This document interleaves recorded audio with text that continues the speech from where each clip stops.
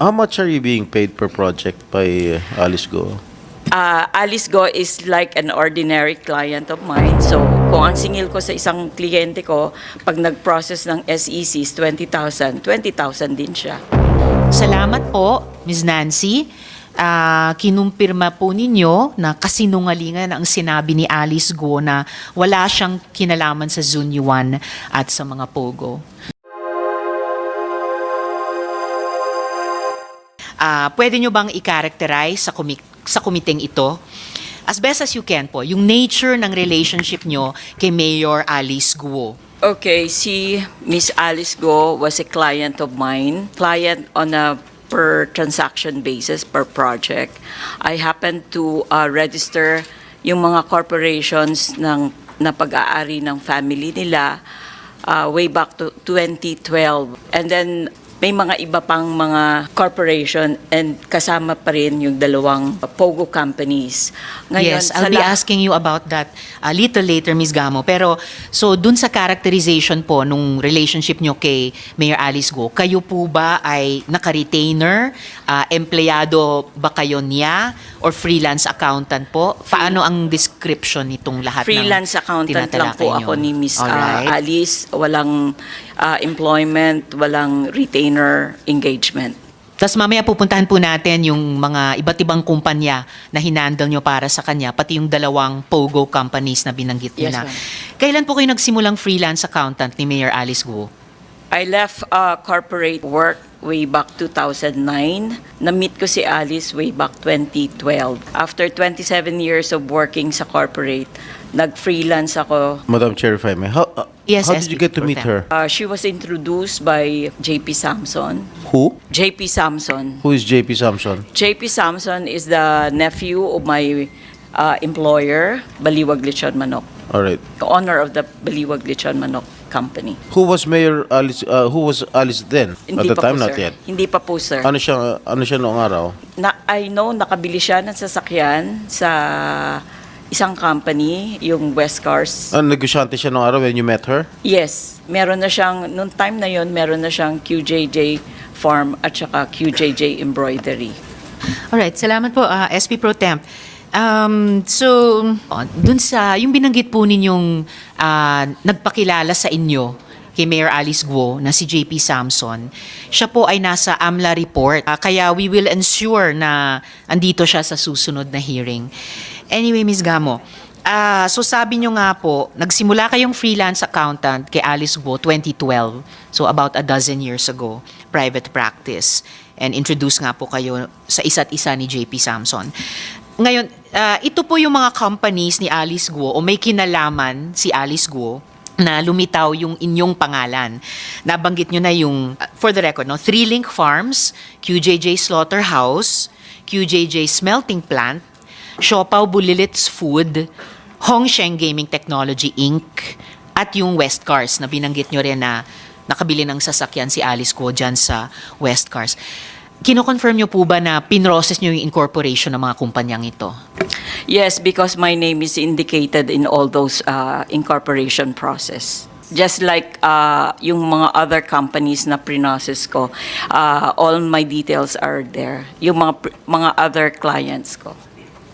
And meron ba kayong ginawa pang iba para sa mga kumpanyang ito? Yung Three Link, yung dalawang QJJ, Siopaw, Hongsheng, West Cars. Kasi, kaya ko po itinatanong kasi ito naman po yung sinabi ninyo sa isang interview, specifically Super Radio DCBB with Carlo Mateo. Quote, "Tumutulong ako sa registration niya sa SEC, sa BIR, nagdo-due diligence ako sa mga lupang binili niya before. Gumawa din ako ng mga memorandum of agreement, deed of transfer, assignment of shares." Close quote. So, mukha pong yung engagement nyo kay Alice Guo ay medyo extensive. Tama po ba ito? Yung engagement ko kay Alice is on a per project basis lang. Tapsing-tapsing yan. Kung natapos ko yung trabaho ko na nirehistro isang korporasyon, there are cases wherein tatawagan ako, magpapatulong, magpapagawa ng mga dokumento, then that's the time magre-render ako ng services. Pag natapos ko yung services na yon, tapos na. It's not continuous na from 2012 all throughout, hindi ganon. So, Per project lang po, per services kung kailan ang kailangan ang serbisyo ko. Madam Chair, if I may. Yes, SP Pro Tem. How much are you being paid per project by Alice Go?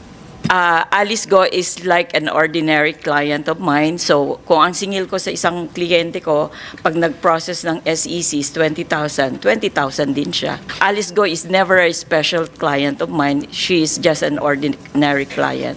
Kaya nung nakilala mo si Alice Go nung 2012, ano yung source of income niya nung panahon na yun? Para makabili siya ng property worth 12 million There sa is the Bamban. QJJ Farm, sir. There is what? Yung company niya na QJJ Farm at saka meron siyang QJJ Embroidery. Naka ano sa Bamban yan lahat? The one, Bamban is the QJJ Farm. The one in Zambales? Marilao, yung farm nasa Bamban. Alright. I call it Concepcion Tarlac. It's in Barangay Berhen de los Remedios. Yung QJJ Embroidery is located in Marilao, Bulacan. Naging accountant ka ba nung kapatid ni Alice Go? Yung tatay ni Alice Go? Never ho. Never? Never. Si Alice Go lang? Yes. Yung accountant kasi, sir, is hindi ibig sabihin ako yung nagbo-bookkeeping, ako yung nagre-record ng transactions niya. Hindi. I was term accountant kasi accountant ang profession ko. Kilala mo yung tatay niya? Na-meet ko yung father niya. In-check? Opo. Sige. Thank you, Madam. Thank you, SP Pro Temp. So, Ms. Nancy, sabi nyo nga, per project basis, yung ginagawa nyong trabaho kay Alice Guo, at least dito sa kalahating dosenang kumpanyang binanggit ko na kinonfirm nyo, kayo nag-process ng incorporation ng mga kumpanyang ito, and a few others that you've been mentioning sa pagsagot nyo sa aming mga tanong. So, per project basis, ayon yung sabihin na extensive yung engagement nyo kay Alice Guo, pero marami-rami over the years since 2012 up to 2024.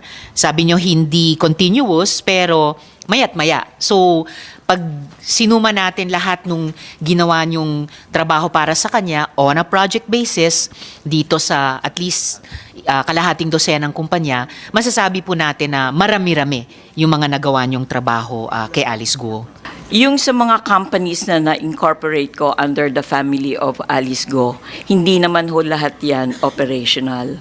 I understand, I remember there is the QJJ Meat Shop na yun ang nag-operate. So may mga branches yon sa Quezon City, sa Valenzuela, at saka sa Manila. A group of companies, yung mga Siopaw Bulilit, those are not operational as far as I know.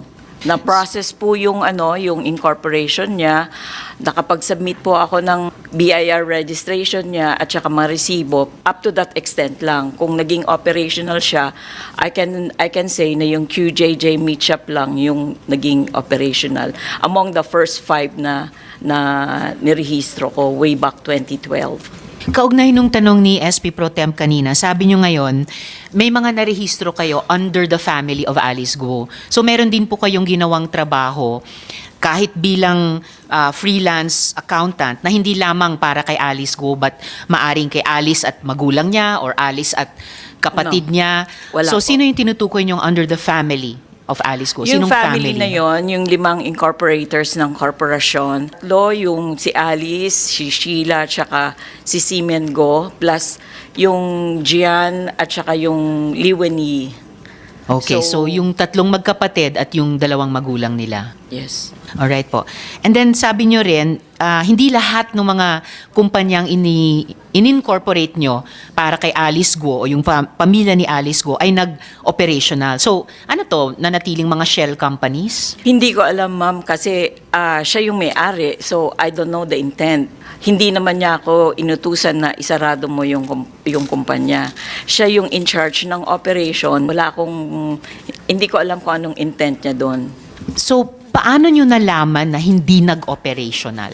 Hindi talaga nag-operate kasi walang report, no nothing. Base lamang dun sa walang report sa inyo, nag-conclude kayo na hindi operational yung ibang mga kumpanyang iyon? Yes. Alright. Yung pong mga, ano po itong mga deed of transfer at saka assignment of shares na tinukoy nyo? Doon po sa interview nyo kay Carlo Mateo Okay. sa DZBB, ito po ba yung assignment of shares sa Baofu Corporation? Wala pa ho yung BAUFO at that time, Madam Chair. Yung memorandum of agreement na draft ko sa kanya, it's about the sale of one farm wherein siya tsaka yung father niya ang major incorporator, stockholder. Tapos binenta sa isang tao. Draft na yon, ako ang gumawa. Tinap niya yung services ko for that. Aling farm po iyon? Mighty Suman Corporation. Yun yung buong pangalan niya, Mighty lang. Mighty Swine Corporation. Mighty Swine, sorry. Okay. Okay, so yun po yung binenta ni na Alice Go at ama niya sa isa pang tao. Oh, actually, syempre 5 incorporators yon. Dalawa, si Alice at saka yung father niya, yung major shareholders doon. And then, binenta sa isang tao, I don't remember the name, I have it on file. That's it. That's around the year 2015 or 2014. Now regarding dun sa sa due diligence yung regarding sa property, may binibili siyang property dito sa Quezon City. But then na-process ko yung dokumento until makuha ko yung e-car sa BIR. But then nagkaroon ng problema sa titulo kasi yung may-ari may problema. So, up to that extent lang yung aking ginawa na trabaho. Marami-raming transaksyon kina Alice Go at yung mga miyembro ng pamilya niya over the years since 2012. Wala po ba kayong napansin na kahina-hinala? Halimbawa, dito sa Hongsheng, may kagaya ni Miss Merly na nagbebenta lang dati sa palengke, naging BPO, biglang at yung tatlo pang kabaro na nagbebenta lang din sa palengke ng Concepcion, tapos biglang isinamang incorporator. Di nyo lang ba naisip na, teka, bakit ganito? Para bang may dummy incorporators? Yung sa mga other corporations niya, it's all family. Tapos nagkaroon siya ng 2 companies na yan, yung Hongsheng at saka Yung Hongsheng, ang dealings ko dyan, kausap ko si Alice, please incorporate. Ito yung mga detalye. Please assist si Miss Leila, yung tauhan niya, on all papers. So if I need anything, dun sa tauhan niya ako kumukuha ng information. So it's always a presumption of regularity, Your Honor. Sinong Miss Leila yon? Tauhan niya yan pero I don't know kung nasaan na po siya. Ano pong buong pangalan ni Miss Leila? Leila Masiklat? Yes. Ano pa yung isang apelidong binanggit nyo? Tulio. Masiklat Tulio. So either Leila Masiklat or Leila Tulio. Yes. So meron presumption of regularity dun sa mga inilalagay na mga incorporators. Pero sabi nyo nga, walang report sa inyo about some of the companies kaya nag-conclude kayo na hindi nag-operational. Bagamat at wala rin namang sinabi si Alice Go sa inyo na ipasara na yung mga kumpanyang iyon. In fact po, itong mga corporations na kayo ang nagproseso ng incorporation, madami po actually dito ay napag-alaman namin na may indicators talaga ng pagiging shell companies lamang. Hindi nagbabayad ng buwis sa BIR, walang operations gaya ng nag-obserbahan ninyo, wala ring empleyado, at walang remittance sa Pag-ibig. So, hindi nyo rin po ba naisip yon na medyo problematic? Kahit nung unang napansin nyo na hindi nag-operational, tapos ito pang ibang mga indicators na para sa amin po ay indicator ng shell company. Hindi po ba nag-occur sa inyo? No, hindi po. Kasi ang concern ko lang naman po yung hanap buhay ko na mag-rehistro, mag-process ng dokumento. So, it's not my obligation to assess or evaluate or whatever. Kanina sinabi nyo na nagsimula kayo kay Alice Go dahil ipinakilala kayo kayong dalawa ni JP Samson. And nabanggit nyo na nga po na bago itong pag-freelance work nyo na marami-rami ang nagawa nyong freelance project para kay Alice Go, nagtrabaho kayo sa Baliwag. Okay? So, klaro na po sa amin iyon. Ngayon po, sa parehong interview nyo pong iyon sa DZBB kay Carlo Mateo, nagkataon narinig ko po yun eh. And ang impression po talaga, yung dating nung pakikinig ko sa interview nyong iyon kay Carlo Mateo, parang kilalang kilala nyo si Mayor Alice. Sinabi nyo rin po doon na hindi niya nanay, si Lin Wenyi, dahil, and I quote, sabi nyo po doon sa interview, kung nanay niya siya, magiging proud siya na ipakilala. Tiyak kayo na lumaki siya sa farm. So, full of confidence. Full of confidence yung sinabi na pwede namang sagutin kay Carlo Mateo, hindi ko alam. No? Wala kayong alam doon. Now, in light of the revelation so far dito sa Senate hearing, pinangahawakan niyo pa po ba yung mga sinabi niyong iyon dun sa interview sa DCBB? Kaya ako nasabi naman po yun kasi may interaction ako, na-meet ko yung family niya pag nagpapapirma ako ng incorporation paper, plus the fact na I can hear from yung mga trabahante niya sa sa farm yung kwento ng buhay ni Alice. Na-meet niyo yung family niya pag nagpapapirma kayo sa kanila, tapos na-overhear niyo rin sa mga trabahante. Trabahante sa farm, pero sabi nyo rin, may mga trabahante din siya sa opisina. So may opisina din po siya. Yes. Yung structure ng ano niya sa farm, may doon siya nakatira, may mga empleyado rin siya doon. And yung office, nasa farm din ba yon or nasaan yung office? Doon din sa structure na yun. It's a 2-story building. So 2-story. Yes, SP Pro Temp. Thank you, Madam Chair. Meron lang phone-in question dito. Kilala mo ba yung nanay ni Alice Go? Hindi ko masasabi na nanay. Hindi ko kilala yung sinasabi niyang nanay na yung... Wala ba siyang pinapakilala Wala. na ito nanay ko? Ganun. Wala. Kaya pati So, sa yung... pagkakaalam nyo, sino yung totoong nanay niya? Kahit yung partner ng tatay niya, hindi ko rin masasabi na nanay niya yon kasi hindi nga pinapakilala as nanay niya eh. Never siya nagpakilala No. na meron siyang nanay? Hindi niya pinakilala yon. Parang kakaiba kasi nga kung regular na Pilipino, proud ka na pakilala ang magulang mo. In her case, hindi eh. Never niya pinakilala? Never. Eh, yung mga kapatid? Hindi rin niya sinasabi na kapatid niya, pero assumption ko lang yun. Iniisip ko na lang na Sino si Lin Wenyi? partner ng tatay niya. Chinese national? Yes. Pure Chinese talaga? Yes. Sa incorporation papers nila, designation niya is Chinese. So, Chinese siya. Salamat, SP Pro Temp. Sabi niyo po, kung regular na Pilipino, proud kang ipakilala yung pamilya mo. So, ano pong ibig sabihin nun? Anong impression nyo?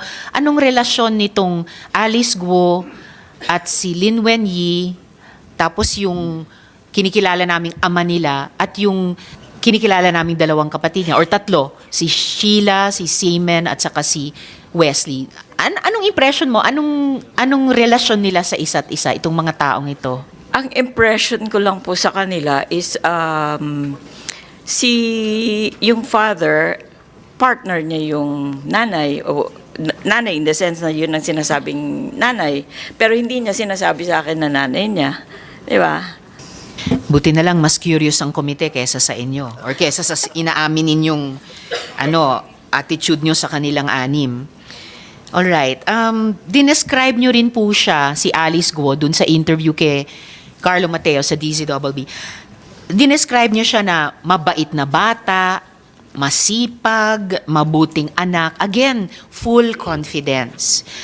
So, matanong ko po sa inyo, meron po bang kahit sino man sa kampo ni Alice Guo na nag-reach out sa inyo para sabihin yung ganitong mga declaration sa public interviews? Kasi, at wala naman pong masama doon, kung sakali, kasi interview naman yon, di naman yon perjury. Curious lang talaga ako kung bakit ganun kayo parang buong loob mag-vouch sa karakter ni Alice Guo. Kasi yun po ang observation ko sa kanya. And I wanted to clear also kung ano yung participation ko, bakit andun yung pangalan ko sa mga nababanggit sa Senado. May mga tao ba ni Alice Guo na kinontak din kayo, tumawag din sa phone nyo nung nasa bahay kayo at sinabing, Miss Nancy, ganito yung sabihin nyo tungkol kay Alice pag in-interview Ay, kayo? hindi po. Wala po. Madam Chair? Yes, if I may. SP Pro Temp. Miss Nancy, Sinabi ni Senator Risa kanina na na-interview mo, pinupuri-puri mo si Mayor Alice. Nag-iba na ba yung paningin mo ngayon? Pagkatapos lumabas yung issue? Hindi pa rin. Kung ano man yung ginawa niya. Ako personally opinion ko, siya yun eh. Iba yung, siya yun, yung opinion ko sa kanya, ganun din. Okay. Pero kung halimbawa, etong mga kagagawa niya lahat yun, she has to answer for Okay. it. When did you last talk to her or have seen her in person? 2017. 2017 pa? After that, wala na kayong contact? Hindi ko nga...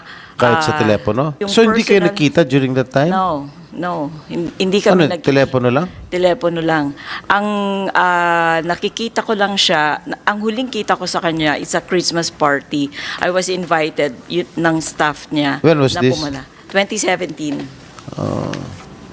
Okay, thank you. Thank you, SP Pro Temp.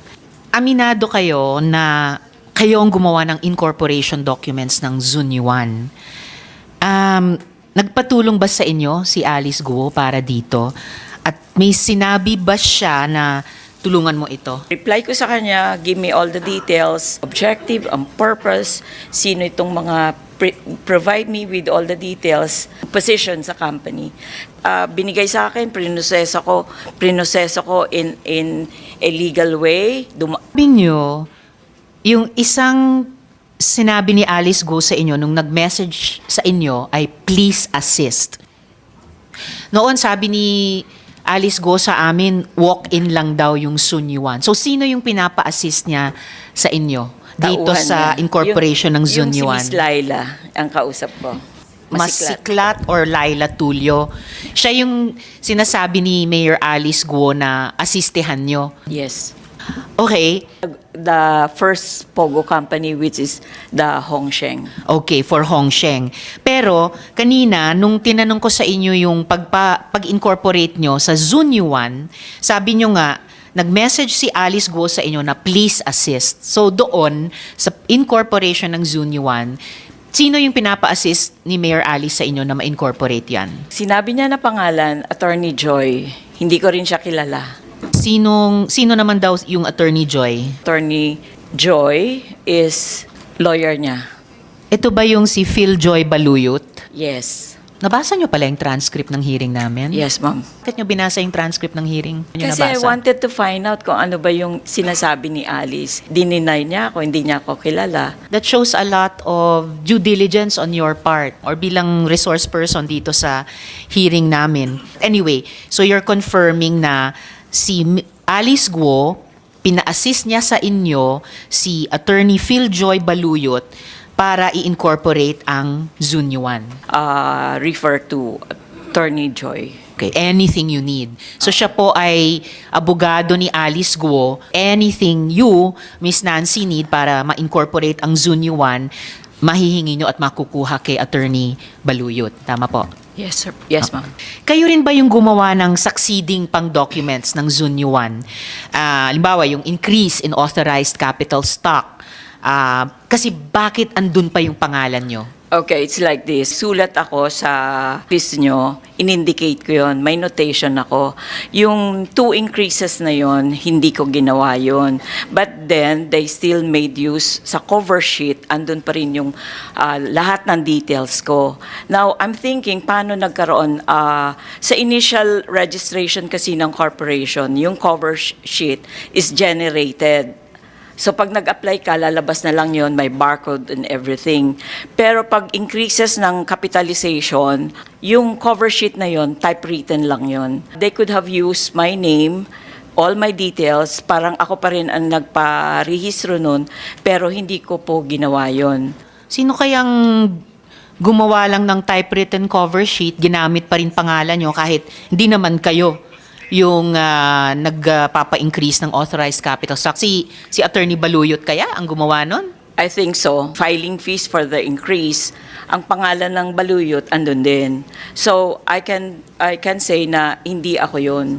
Ayon sa inyo, ginamit yung pangalan nyo dun sa succeeding documents ng Zunyuan, pati yung increase sa authorized capital stock.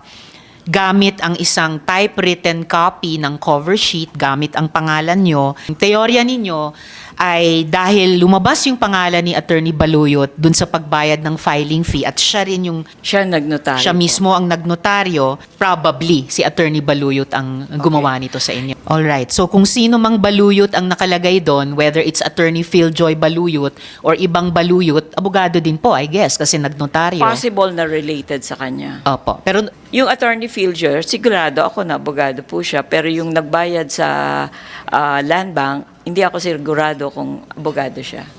pero yung nagbayad ng filing fee sa land bank at yung nagnotaryo, parehong tao? No. Magkaiba. Sino po yung nagnotaryo?